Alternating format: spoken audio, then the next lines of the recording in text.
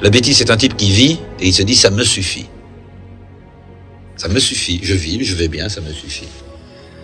Et il se botte pas le cul tous les matins en disant c'est pas assez. Tu ne sais pas assez de choses, tu ne vois pas assez de choses, tu ne fais pas assez de choses. C'est de la paresse, je crois, la bêtise. Une espèce de graisse autour du cœur qui arrive, une graisse autour du cerveau. Je crois que c'est ça. Je viens vous parler de démocratie, mais de la vraie, celle qui n'existe pas du tout, et celle qui, je crois, serait capable de nous sortir du pétrin. Je me suis réveillé politiquement à l'occasion d'un débat public en France, où on nous consultait sur une prétendue constitution. Le référendum sur la constitution européenne. Absolument. Les Français votent non, mais finalement, on l'adopte quand même. C'est-à-dire qu'on oppose à la souveraineté populaire la souveraineté des représentants du peuple, comme si la souveraineté des représentants du peuple était au-dessus de la souveraineté populaire. Je regarde Zemmour qui vous écoute avec mais c'est parce passion. que le peuple est con aussi. Non. Le peuple, par exemple, on lui demande de dire oui, il dit non. Alors on leur dit, allez, on vous repose la question, mais soyez pas cons cette fois-ci. Un Français sur 4, ce qui n'est pas mince, 24% des Français estiment qu'un autre régime ou un autre système politique, eh bien, ce serait tout aussi bien. La démocratie, c'est quand même l'élection. Non. Ah si. Non, la démocratie, démos en grec, kratos en grec, ça veut dire le pouvoir du peuple. Ah oui. D'accord, non mais attention, il ne faut pas tout mélanger. Dès l'Antiquité, mais avec la modernité aussi, avec des gens comme Spinoza par exemple, ou Rousseau, Montesquieu et d'autres, ils distinguent l'élection de la démocratie. Pour eux, l'élection, si on doit voter pour se nommer des maîtres, finalement des chefs, des dirigeants, c'est qu'on va identifier les meilleurs, logiquement. C'est qu'on considère que nous ne sommes pas tous égaux pour décider et on doit s'en nommer quelques-uns. Et donc, c'est un processus, l'élection est un processus aristocratique. Évidemment, c'est pas une aristocratie comme on l'entend généralement de père en fils, une aristocratie héréditaire par le sang, mais c'est une aristocratie élective, une aristocratie élue. D'abord, je ne suis pas un citoyen. Un citoyen, c'est autonome. Ça vote, il vote lui-même ses lois. Moi, je suis un simple électeur. C'est-à-dire, je suis hétéronome. Je subis la loi écrite par quelqu'un d'autre. Nous appeler citoyens, c'est nous payer de mots. On se la pète, mais on n'est rien du tout. Qu'est-ce qu'on fait dans cette démocratie? Dans cette prétendue démocratie, qu'est-ce qu'on a comme droit? On a le droit de désigner des maîtres politiques qui vont tout décider à notre place pendant 5 ans. On les désigne parmi des gens qu'on n'a même pas choisis. En plus, c'est les plus riches qui les choisissent. Et quand dans le cas éventuel où ils nous trahissent au dernier degré, on n'a pas le moindre moyen de résister. Vous le voyez ici, donc les PME, l'armée, la police, les niveaux de confiance sont élevés. Et surtout, derrière, c'est la dégringolade. 23% seulement de confiance pour les députés, 23% également seulement de confiance pour les médias. Ah, les médias, oui. Et 8% de Français seulement qui font confiance aux partis politiques. 8% de Français qui font confiance aux partis politiques. Et vous la partagez, cette défiance dans les gens qui nous gouvernent aujourd'hui? Il y en a que vous aimez bien, d'autres que vous aimez moins? Non, mais je suis vraiment contre la démocratie représentative, quoi. C'est un régime qui doit cesser. Donc, quel que soit le gouvernement en place, ça ne changera rien pour moi. Enfin, c'est pas le problème. Le problème, c'est qu'il faut rendre... Vous savez, c'est bizarre, parce que la Révolution française s'est faite quand même en grande partie sur les idées de Rousseau, qui ne reconnaissait qu'une seule forme possible de démocratie, c'est la démocratie directe. Donc, tout ça a été très rapidement confisqué. Et le pouvoir n'est jamais revenu à la population. La France n'est pas une démocratie? Non, c'est pas élire des gens de temps en temps qui fait une démocratie. C'est vraiment de voter sur les projets. On n'arrive même pas à formuler la solution. On a besoin de la démocratie, mais on n'arrive pas à le dire, puisque le mot est pris par son contraire. C'est génial d'avoir inversé les mots. C'est du Big Brother, absolument. Hein. Ça ne s'est pas passé par hasard. C'était pas bien au début, en 1789, quand ça a commencé il y a 200 ans, et puis ça s'est pas dégradé. C'est pas du tout ça. Sieyès, un grand penseur de la Révolution française, une pointure, je ne vous parle pas d'un second couteau, écrivait en 1789 « Les citoyens qui se donnent à eux-mêmes des représentants doivent renoncer à faire eux-mêmes les lois. Ils n'ont pas de volonté particulière à imposer.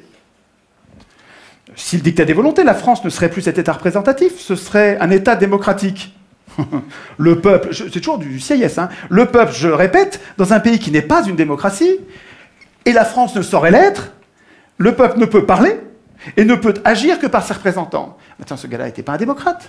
L'autorité, c'est la force qui obtient une obéissance consentie. La force qui obtient une obéissance consentie. Alors comme le mythe royal est en train de se défaire en France, on l'a vu à plusieurs reprises, il faut substituer à ce mythe royal un autre mythe qui sera le mythe du suffrage universel, c'est-à-dire le mythe de la volonté nationale. Et cette fois, ça sera extrêmement puissant comme rempart. C'est la volonté nationale elle-même qui décide qu'il faut faire une république, par exemple, conservatrice. Alors quiconque se soulèverait contre un gouvernement républicain se soulève contre la liberté, puisque c'est la liberté qui s'est exprimée et qui règne à l'aide du suffrage universel. Alors vous voyez quel attentat monstrueux. On peut mobiliser toutes les forces nationales contre ceux qui prétendaient lutter contre un gouvernement dit démocratique. Oui, mais qu'est-ce que c'est que la volonté nationale? En fait, c'est la majorité. La majorité du suffrage universel, c'est-à-dire la moitié plus 1. Ben, c'est très facile d'obtenir la majorité au suffrage universel quand on sait s'y prendre. Et il en apporte deux exemples, monsieur Thierry dit, mais regardez donc ce qui s'est passé en avril 1848. Regardez ce qui s'est passé, ce qui vient de se passer le 8 février 1871. C'est la première fois en 48 qu'on lançait tous les Français, y compris les pauvres, dans un suffrage. On leur donnait le droit de vote. Il y avait des gens qui en étaient épouvantés en se disant qu'est-ce qui va en sortir. Il en est sorti. Une chambre admirable, moins belle que celle de 71, mais la chambre d'avril 1848, elle était conservatrice à bloc. Et maintenant, vous voyez ce qui vient de sortir? Une chambre en or, enfin, une chambre où ce sont vraiment les possédants qui sont les maîtres. Alors que pouvez-vous désirer de plus? Si vous regardez le profil socio-économique des gens qui sont à l'Assemblée nationale aujourd'hui, il n'y a pas de pauvres. Ce sont généralement des gens qui sont riches, qui ont des moyens, qui ont une profession libérale. Ce sont des avocats, des notaires, des notables. Il y a une idée qui fait son chemin. Sans doute que c'est une pratique qui existe depuis longtemps, c'est de tirer au sort des citoyens et de les nommer sur des comités pour qu'ils prennent des décisions au lieu de fonctionner avec des élections. Oui, donc à Athènes, justement, dans Athènes de l'Antiquité, comme on avait cette idée que tous les citoyens sont égaux d'un point de vue politique, on se disait on n'a pas besoin de voter pour choisir les meilleurs d'entre nous, puisqu'en principe, on se considère à peu près égaux, et donc on va tirer au sort. Le tirage au sort, à Athènes, il donnait un tout petit peu de pouvoir, pas longtemps, et jamais 2 fois de suite, avec plein de contrôles qu'il faudrait prendre le temps d'expliquer, ce qui fait que les Athéniens, ils donnaient ce petit peu de pouvoir pour le garder pour eux. C'est pas les tirés au sort qui votaient la loi. Les tirés au sort, ils faisaient la justice. Donc ils appliquaient les lois. Ils faisaient les préparations des lois, parce que les Athéniens, en assemblée, ils ne pouvaient pas préparer les lois. Et parce que les représentants étaient affaiblis par le tirage au sort, les citoyens avaient la garantie qu'il restait le souverain. Par rapport à la démocratie directe, il y a beaucoup de gens qui participent à ça et qui ont pas seulement des éloges à transmettre, mais aussi des critiques. C'est-à-dire qu'ils disent que c'est long. L'argument du temps, c'est un vrai problème. Effectivement, une assemblée, ça prend du temps. Et c'est beaucoup plus rapide, en fait, quand des gens prennent des décisions pour vous. Effectivement, ça va beaucoup plus vite. On appelle ça une dictature. La dictature est sans doute le système le plus rapide. Et si c'est le temps qui est le barème d'efficacité en politique, la dictature, c'est vraiment génial pour ça. Ça va très, très, très vite, une dictature. Peut-être que pour être égaux et libres politiquement, il faut avoir du temps. Le capitalisme, s'il pouvait nous faire travailler tout le temps, il nous ferait travailler tout le temps. Il n'y a pas de problème, c'est à peu près ça qu'il faisait au 19e siècle. Et donc, évidemment, là, vous n'avez pas de temps. Et donc, comme on est convaincu que c'est ça qui est le plus important, on pense que se retrouver ensemble pour parler de politique, on pense que c'est de la perte de temps. Ce qui est curieux, en fait, parce que c'est le moment où on est libre politiquement. Le travail disparaît, le travail s'en va. Et c'est une chose qu'on a voulu. Moi, j'ai vécu dans les années 50, on expliquait ce que serait l'an 2000. On ne travaillerait plus, on a été remplacé par des robots, on serait remplacé par des machines. On ira à la pêche avec ses enfants et ses petits-enfants. C'est ça qu'on voulait. Pourquoi? Parce qu'il y avait du travail extrêmement monotone, il y avait du travail extrêmement dangereux. C'était un travail qui épuisait les gens, qui faisait qu'ils devaient s'arrêter de travailler à 40 ans et à 50 ans. On a voulu ça. On n'a pas pensé en même temps que les gens, la plupart des gens, ceux qui ne reçoivent pas simplement leur argent du capital, c'est-à-dire en faisant travailler les autres, que les autres, il faut qu'ils aient des revenus. Sismondi, un des inventeurs du socialisme, un Suisse, il dit la chose suivante. Toute personne qui sera remplacée par une machine aura droit à une rente à vie à partir de ce moment-là. Il est remplacé par la machine, il est sauvé, il faut qu'il reçoive une partie de la richesse créée par cette machine.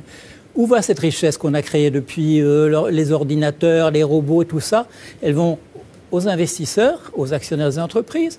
On se demande comment ça se fait, c'est une curiosité. C'est tellement bizarre que le chef d'entreprise au début du 19e siècle, il gagnait 30 fois plus que son employé le moins bien payé. Maintenant, c'est 450. D'où ça vient? Mais c'est l'argent qu'on n'a pas donné aux autres. C'est vraiment pas très compliqué.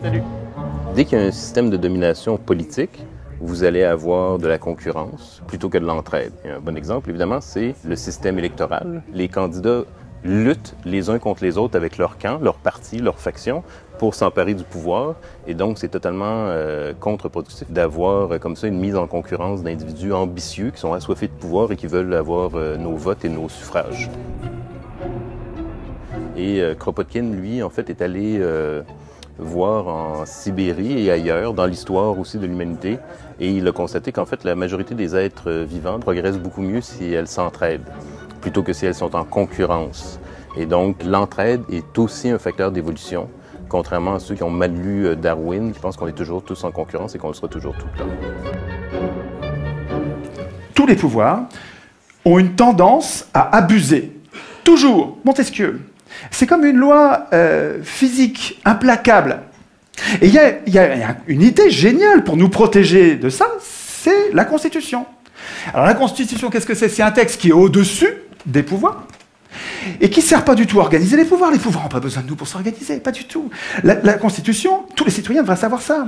La Constitution, ça sert à affaiblir les pouvoirs. Ça sert à inquiéter les pouvoirs pour nous protéger, nous.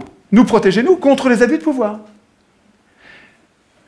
Mais attendez, si les représentants doivent craindre la Constitution, il ne faut pas qu'ils l'écrivent eux-mêmes. Sinon, s'ils l'écrivent eux-mêmes, ils vont programmer leur puissance et notre impuissance. Enfin, un enfant comprend ça. Donc l'idée centrale, mais vraiment c'est une idée essentielle, c'est que c'est pas aux hommes au pouvoir d'écrire les règles du pouvoir, et c'est pas à eux, il faut pas attendre que ce soit eux qui renoncent à écrire le pouvoir, ils renoncera jamais, la solution elle viendra pas d'eux, elle viendra de nous, c'est à nous de leur interdire d'écrire la Constitution. Ça c'est vraiment l'idée, à mon avis, l'idée essentielle qui nous manque. Il faut que vous connaissiez cette pensée d'Alain, qui est un penseur formidable, qui disait « Le trait le plus visible de l'homme juste », et de ne point vouloir du tout gouverner les autres, et de se gouverner seulement lui-même. Cela décide tout. Autant dire que les pires gouverneront. Si les gens bons ne veulent pas gouverner, et qu'on donne le pouvoir, comme dans le gouvernement représentatif, à ceux qui le veulent, les pires gouverneront. Ce piège qui est désespérant d'Alain, Alain, il a raison quand il dit ça, il a raison dans le gouvernement représentatif. Parce que tant qu'on donne le pouvoir à ceux qui le veulent, tous les gens qui sont justes, qui sont bons, qui ne veulent pas du pouvoir, on ne les aura pas. Il y a actuellement une idéologie à peu près dominante qui consiste à dire à peu près l'histoire politique de l'humanité est terminée. Nous avons trouvé la société parfaite. Bien sûr, elle n'est pas parfaite, mais c'est tout ce que l'humanité peut donner. Alors, si on fait la liste de tout ce que l'humanité peut donner, avec la situation actuelle, avec les ventes d'armes à l'Iran, avec le Iran Gate, avec la mort par inanition d'une énorme partie du tiers-monde, avec la rivalité entre les deux grands, quels que soient les accords qui passent, etc., qui peut d'un moment à un autre déboucher à une catastrophe, avec les problèmes écologiques fantastiques qui existent. Bon, on s'aperçoit que cette position, l'histoire politique de l'humanité serait terminée, qu'on a trouvé la forme parfaite, est absolument inacceptable. C'est qu'il nous faut autre chose.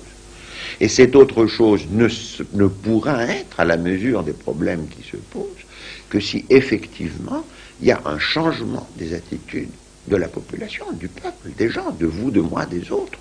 C'est-à-dire qu'ils comprendront qu'il y a quelque chose qui s'appelle la chose publique, et cette chose publique n'est pas ce monstre qui est dans un coin. C'est nos affaires, que ça nous concerne, et que si on s'en occupe pas, ça nous retombera sur la tête, dans le cas extrême sous forme de bombes nucléaires, dans d'autres cas sous d'autres formes. Allez sur le message.org qui a été fait par l'un d'entre vous. Il me semble que nous devrions, comme des virus, à la base, sans attendre que des médias ou des gens puissants se passent quelque chose, il faut qu'à la base, nous passions le mot entre nous en disant « il ne faut plus que l'Assemblée constituante soit élue, il faut absolument que l'Assemblée constituante soit tirée au sort ». De là, tout va découler.